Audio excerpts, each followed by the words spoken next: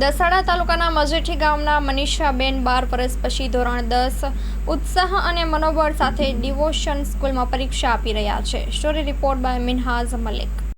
ભણશે ગુજરાત આગળ વધશે ગુજરાત, નરેન્દ્ર મોદી સાહેબનું એક સૂત્ર છે. ધોરણ 10, 11, 12ની અત્યારે જ્યારે એક્ઝામો ચાલી રહી છે ત્યારે ડિવોશન સ્કૂલ પાટલીની અંદર એક સાચી નારી સશક્તિકરણનું ઉદાહરણ. શું નામ છે બેન આપનું? મનીષાબેન. મનીષાબેન, તમારે ભણવાની રુચિ કેવી રીતે તમને જાગી? ભણવાની રુચિ એટલે કે મને મારા ઘરના એમ કહેતા હતા કે તું ભણ આગળ એમ. મનીષાબેન, પહેલાં કેટલી ભણ્યા તમે? 9. અભ્યાસ ક્યાં તમે છોડ્યો તમે?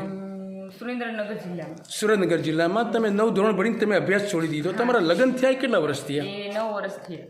9 વર્ષ થયા. 9 વર્ષ પછી તમને એકદમ આ રુચિ જાગી, એની પાછળ કોનો સાહસ સહકાર તમને છે?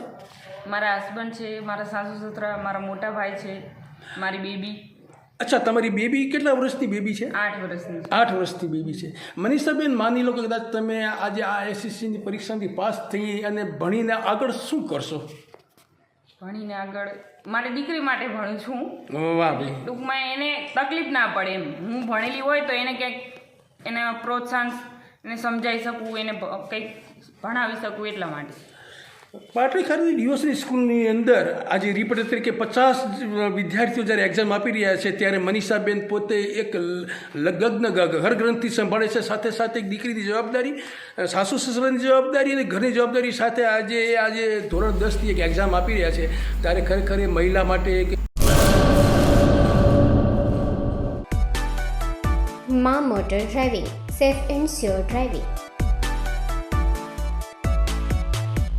ડ્રાઇવિંગ એ શોખ સાથે આપની મોટી જવાબદારી પણ છે. અમારા ઇન્સ્ટ્રક્ટર દ્વારા સચોટ અને સરળ માર્ગદર્શન. આપની રોજની તાલીમની માહિતી મેળવીને શું અધુરાશ છે એના ઉપર પૂરું ફોકસ કરાય છે.